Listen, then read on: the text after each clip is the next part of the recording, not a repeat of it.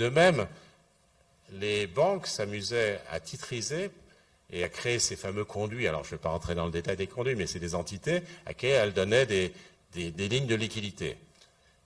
Elles gardaient le même risque si elles avaient à garder ces titres immobiliers, par exemple, sur leur bilan, mais les exigences en capital, ce qui permet d'assurer de créer un coussin pour la collectivité, contre le risque de défaillance de la banque, était diminué par 10. Donc c'était une faillite de la régulation.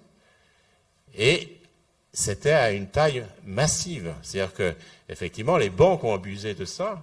Et je pense que les gens qui sont dans leur tour d'ivoire, ou qui étaient dans leur tour d'ivoire comme moi, n'avions aucune idée. Il y a les régulateurs, il y avait deux groupes qui savaient. Il y avait les régulateurs, mais ils savaient encore qu'à moitié parce que c'est des choses très opaques. Et il y avait effectivement quelques économistes qui étaient impliqués, mais qui, eux, parfois avaient des conflits d'intérêts. Donc, finalement, on avait une information asymétrique, et ça, le thème de l'information est très important dans le livre. Il y a une information asymétrique qui rendait très difficile la régulation.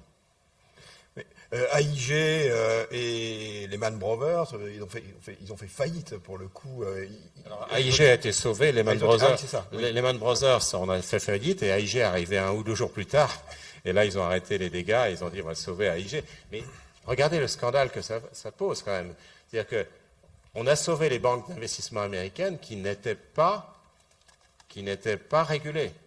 D'habitude, on sauve éventuellement des banques qui sont des banques régulées. Mais là, les banques d'investissement, elles avaient le beurre et l'argent du beurre. C'est-à-dire qu'elles n'étaient pas régulées, donc elles n'avaient pas toutes les contraintes, mais en même temps, elles ont disposé de l'argent public, au moins en espérance mathématique. Au moment où elles ont été sauvées, on les a aidées, donc elles ont eu la liquidité de la Banque centrale, elles ont eu des renflouements, alors qu'elles n'avaient pas régulé. Donc on peut discuter, parce qu'une partie des réformes, c'est justement essayer de faire en sorte qu'on fasse que les banques qui ne sont pas régulées, le shadow banking, ça s'appelle le shadow banking, les banques de l'ombre, ne puissent pas avoir accès à l'argent public. C'est quand même quelque chose de base.